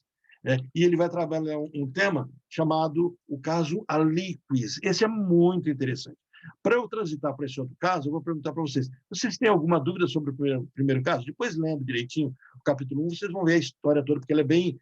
aí passa a ser maçante, contar como é que ele foi, que ele volta na cena anterior, e como é que ele esqueceu o nome era de quem, que lugar que ele estava, e por que ele não podia esquecer daquela pessoa, que é uma pessoa de quem ele tanto falava, e aí vem o esquecimento, e aí ele fala assim, e como é que é o paciente dele, qual a história do paciente dele, ele vai devagar bastante nisso. Então, vocês, lendo o capítulo 1, vocês vão compreender todo esse caso. Sobre essa situação mais teórica, vocês têm alguma dúvida? O assunto continua ainda, mas é num outro caso aqui, que é bem interessante também. Orlando, eu tenho. Mas aqui acho que não vai dar tempo de devagar muito nesse segundo capítulo, talvez dê ter tempo para a gente fechar melhor o capítulo primeiro. Pode falar, Sinara, desculpe. Não, só para confirmar, esse mecanismo todo, ele não acontece nas estruturas do psicótico e do perverso? É Não. só no neurótico? Só. E No psicótico perverso pode acontecer uma nuance disso, mas não sobre o recalcamento. Pode acontecer como um processo de uma certa defesa mínima, mas de recalcamento, não, porque ele não tem o recalcado. Sua observação é ótima, né? Não existe inconsciente nessas outras duas estruturas como o inconsciente do neurótico. Existe uma inconsciência como uma não percepção da consciência, como um desconhecimento que pode vir à tona. Mas, por exemplo, recalcamento, não. Então, num atendimento clínico, você falou que é mínimo, né? Pode existir, mas é mínimo. Uhum. Então, como seria esse sinal num atendimento clínico? Qual é o nível desse mínimo para eu conseguir reconhecer? É possível falar nesse sentido? É porque você está colocando assim, se você vai conseguir descobrir a estrutura a partir disso. É isso? Não descobrir a estrutura a partir disso, mas confirmar, talvez, a percepção de uma dada estrutura, né? Você vai perceber que, bom, os perversos não vão procurar atendimento. Então, e os perversos terão muito presente o seu passado sem se envergonhar dele ou simplesmente se colocando como vítima desse passado. Então, as histórias virão com tranquilidade. Eles dão conta de contar sérias situações de abuso próprio ou do outro sem problema nenhum, sem que isso carregue. Então, assim, não existe essa figura do recalcamento. Sim. Então, o perverso é mais difícil você localizar porque ele não vai para o divã. E nem você deve aceitá-lo no divã. Agora, o psicótico, ele não te trará sonhos ou atos falhos. Ele não vai identificar uma falha dele.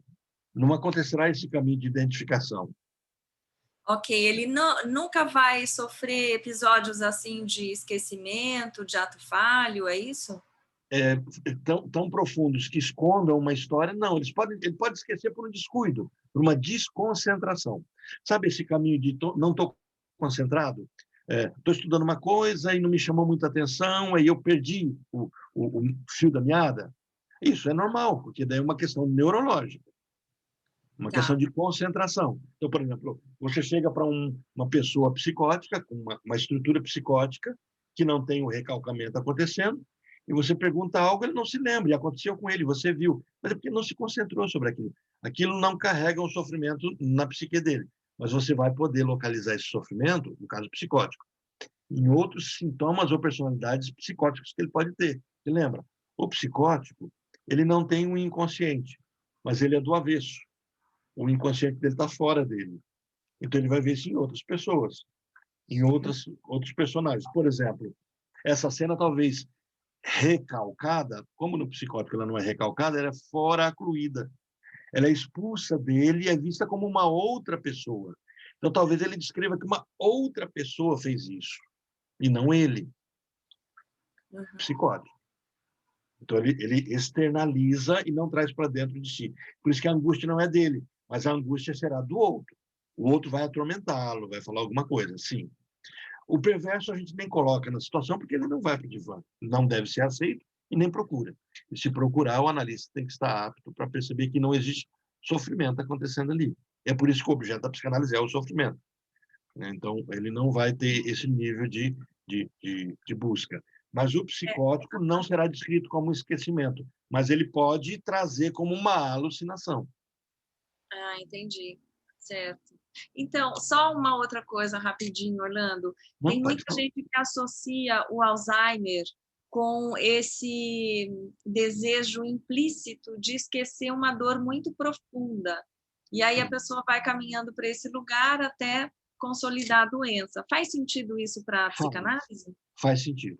Apesar do Alzheimer ser uma demência, um processo de demência, e um processo neurológico acontecendo, existem discussões, não só sobre o Alzheimer, mas discussões sobre vários tipos de demências, vários tipos de psicoses acontecendo em estruturas neuróticas, onde, lembra a frase do Lacan? Não é louco quem quer? Quer dizer, onde há uma busca de esquecimento ou de ressignificação de alguma coisa, onde só a loucura daria sentido. Por exemplo, aquele filme A Ilha do Medo traz muito essa discussão. Quer dizer, a pergunta que eu faço quando a gente assiste A Ilha do Medo, todos já assistiram A Ilha do Medo? Estava faltando um filme hoje, né, gente? Olha, A Ilha do Medo.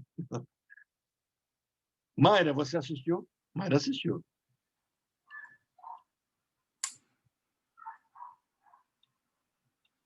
Orlando, indica aquele que a gente assistiu quando a gente tinha o clube do cinema lá. Indica aquele que você.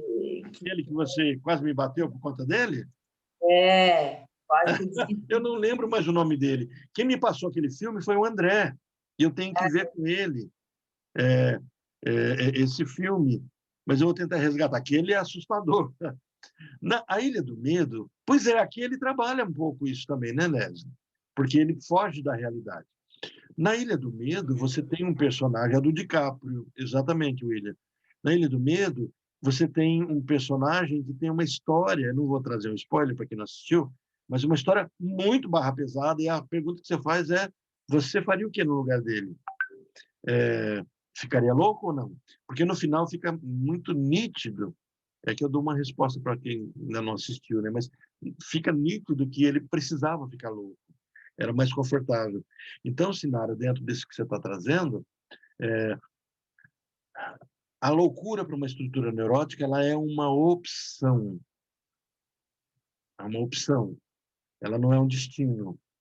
Então, não é louco quem quer. Fala, mas Orlando, se é uma opção, ele quer isso. Então, ele sai dela. Eu posso buscar a loucura, mas eu nunca serei louco. Ser louco não é opção, mas enlouquecer é uma opção. Por exemplo, a pessoa prefere perder o juízo do que enfrentar o desejo dela ou enfrentar a realidade. Um pai, eu acompanhei um processo lá em Brasília, em Samambaia, onde o pai entrega a chave do carro para o filho, dirigir, o filho tinha 16 anos, numa caminhonete, e o filho entra numa rodovia. O pai está cochilando, o filho entra na rodovia e na frente do outro carro intercepta outro carro, é capotado, e no capotamento o filho cai do carro, o carro cai em cima do filho. Então, o filho morre. Imagine a dor desse pai. O pai, ele enlouquece. Ele é psicótico? Não. A loucura foi um local para ele correr. Então, essa loucura é resgatável. Você consegue tirar. Agora, imagina, nesse caso específico que a Sinara está trazendo, quando ocorre algum nível de demência. O meu inconsciente poderia optar por algumas memórias não serem apagadas? Talvez sim, tem discussões sobre isso. Eu trabalhei um caso, Sinara, também, eu lembrando agora, bem interessante, a Sinara colocou, mas é uma preferência, sempre inconsciente, certo? Exato, é uma escolha, preferência, e não é estrutural. Esse caso foi interessante porque o caso chegou para mim como violência doméstica, cuidado com o idoso, né? Então, Maria da Penha, uma idosa, estava sendo de alguma forma agredida pelos filhos. E aí essa idosa começa a ter Alzheimer, e uma das cenas assim chocantes é da filha chegar na cozinha, a mãe pega uma cadeira, coloca uma cadeira, sobe em cima da mesa da mãe com seus 70 anos de idade, não estava tão velha ainda, sobe na cadeira e defeca em cima da mesa, desce da cadeira, como se a mesa fosse um banheiro. Essa é uma das cenas que a filha estava descrevendo. Esqueci o nome de todo mundo, lembrava só de coisas antigas. E aí eu pedi, isso tudo foi desencadeado quando o filho a expulsou de casa. Ela estava na casa dela, só que ela era maltratada pelo filho, que usava a pensão e a casa. A outra filha, na briga de irmãos, né? Ela tira a mãe, leva para casa, e aí o filho, com raiva, pega todos os objetos da mãe, põe no terreno, todos os objetos, assim, mesa, cama, colchão, tudo que era da mãe, e põe fogo. Ela vê essa cena. E a partir daí ela começa a perder memórias. E aí a medicina ainda está investigando se tem Alzheimer, se não tem Alzheimer, que tipo de demência está acontecendo. E eu pedi para ela, falou assim, você tem como levar a sua mãe para a cidade dela? A cidade de Nascimento era uma cidade do interior do Piauí, uma coisa assim. Então, assim, passar uma semana, 15 dias, 30 dias com os parentes dela. Eu conheci um pouco da história, que a mulher tinha me contado. E ela faz isso, ela pega a mãe, pega o carro e sobe Brasil. Na metade do caminho, a mãe já não falava mais, tá, gente? Nessa degeneração neurológica, a mãe já tinha perdido a fala, usava fralda, já estava nesse nível. Na metade do caminho, a mãe começa a falar com ela e descrever o caminho. Quando ela chega na cidade que ela nasceu, ela conversa normalmente. Ela continua com a perda da memória imediata, ela não lembra do filho, um monte de coisa ela não lembra, mas ela resgatou uma memória antiga dela e ela vivenciou toda essa memória, voltou a falar, conversava com as pessoas, uma pessoa completamente normal, com perda das memórias recentes, mas não as recentes daquele instante ali. Então, assim, discutir se isso era Alzheimer, ela não estava ainda fechado se era Alzheimer, não, mas havia uma demência acontecendo. E aí vem o que você está colocando, Sinara, quer dizer, que você tem aí, a Mônica está colocando que tem a ver com um distúrbio de desrealização, de despersonalização. De despersonalização, sim, de não se perceber naquela pessoa. E a despersonalização é um efeito de um processo pode ser, não é? Pode ser um efeito de uma angústia muito extrema, levada a um ponto em que aquela vida é insuportável. E isso numa estrutura neurótica, é por isso que dentro dessa forma estrutural de se pensar as coisas, uma estrutura neurótica não me faz mudar de estrutura, mas me faz buscar da psique um recurso psicótico. Quer dizer, eu continuo neurótico vivenciando o fenômeno psicótico. Então, é resgatável. Tem um episódio, já mencionei numa outra turma, não sei se com vocês eu mencionei, da série Mental. Eu peguei essa série ontem, depois eu ponho para vocês. Na série Mental, que tem um episódio com o David Carradine, que ele é um psicólogo que enlouquece. E ele fica catatônico. E aí o psiquiatra resgata ele desse mundo de loucura dele, porque a dor é tão insuportável que ele está vivendo, de culpa, que é melhor ficar louco. Certo, gente? Ficou um pouquinho mais claro, Sinara? Eu respondi o que você me perguntou? Sim, Orlando, obrigada. A inteligência da vida sempre cuidando da nossa sobrevivência em todos os níveis, né, de alguma forma. É uma tutoria que nós fazemos de nós mesmos lá dentro, né? É melhor esquecer para poder viver do que ficar com aquilo. É a inteligência da vida, bem isso.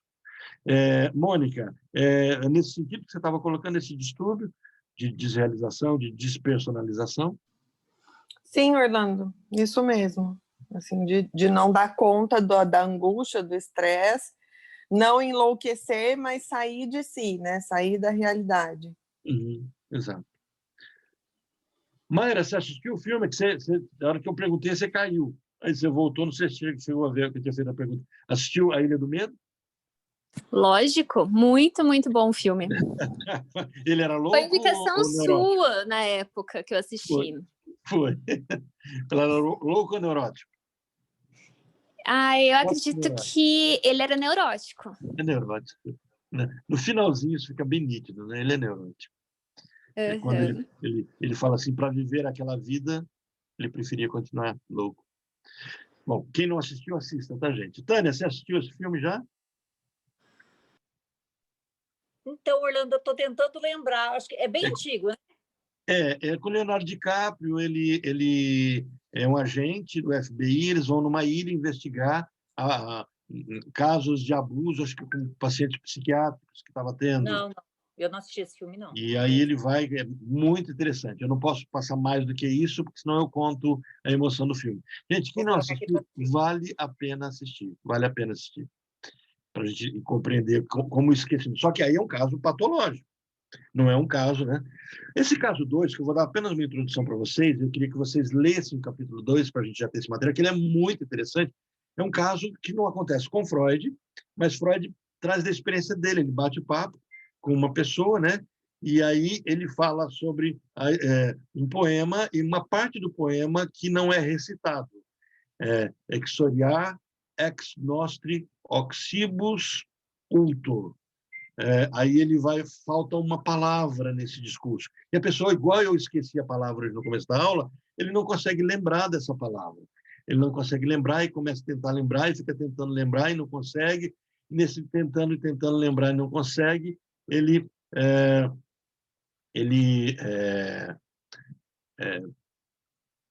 leva o caso para Freud. Quer dizer, Freud analisa essa palavra, por que ele esqueceu? E aí ele vai descobrir um sofrimento, uma angústia enorme que está acontecendo com ele, e a partir de um esquecimento. A tradução parte desse poema é: da minha descendência saia um dia um vingador. E a palavra esquecida é aliquis. E a partir dessa palavra esquecida, né, o colega dele propõe um desafio e fala assim: olha, vamos ver se você descobre por que eu estou esquecendo ela. Isso não nos deve tomar muito tempo, só tenho que lhe pedir que me diga, sinceramente, sem nenhuma crítica, tudo o que lhe ocorre enquanto estiver dirigindo, sem nenhuma intenção definida, sua atenção para a palavra esquecida. Os dois estão dirigindo para um determinado lugar, não tem muito o que fazer e começam a brincar com isso. Né? E aí começa a trabalhar essa temática. Ok? Fica assim, vocês tentam ler esse capítulo 2, semana que vem a gente vai falar sobre ele, para a gente avançar, e o nosso foco para a semana que vem, então, acaba sendo esse capítulo 2 e memórias encobridoras, memórias que eu tenho da minha infância, que não são reais. Seria até interessante, como um bom exercício, vocês buscarem memórias da infância de vocês, que vocês falam que aconteceu e alguém diz que nunca aconteceu. Então, não é incomum, é comum vocês verem pessoas que descrevem cenas, e essas cenas, todo mundo diz que não aconteceu, mas a pessoa jura de pé junto que aconteceu. E talvez elas nunca tenham acontecido na vida real, mas precisam acontecer para encobrirem outras memórias que não podem ser desveladas. Ok? Gente, brigadão até passamos um pouquinho do horário aí de vocês estarem conosco. Tem um pessoalzinho que já está saindo, Sinara está indo embora, Mônica está indo também. E nós continuamos nos falando ou no Telegram, né, ou no WhatsApp. Não esqueça o pessoal que está fazendo a pós em psicanálise, tentar participar do encontro às 10 horas. Os que não puderem, eu vou gravar e depois mando para vocês. A pretensão é já fecharmos o módulo 1 para fazermos a prova e já entrarmos no módulo 2. Ok?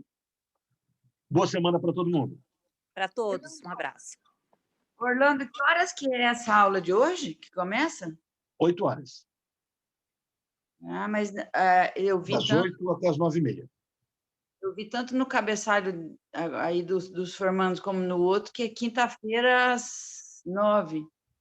Então, quinta-feira às 8, é supervisão. Mas onde está escrito isso? Está na própria... Ó, deixa eu abrir aqui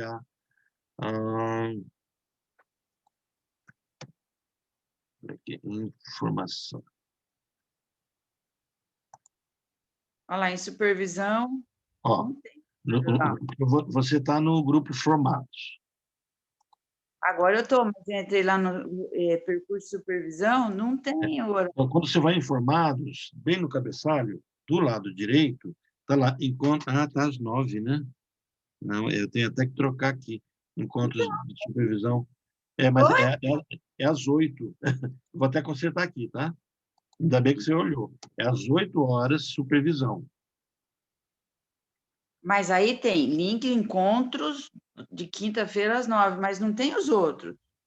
Então, não tem. É porque esse aqui... tá, é porque esse aqui era o link antigo. Eu vou até pegar aqui, não vou nem vou fazer essa correção agora. É que às quintas-feiras a gente tem a supervisão. Nas terças-feiras, é o grupo que está ainda caminhando, mas daí eu ponho o link para cá, para o grupo, para que vocês participem dessas aulas, se quiserem. Se você for lá na supervisão, não tem nem dia nem hora. Não, eu vou descrever então aqui. Eu estou vendo agora essa falha mesmo, mas eu vou corrigir. Por isso que eu não estou... Eu pensei, ainda não começaram as aulas. Eu estou clicando por como é que é? Tentativa. Não, eu vou colocar aqui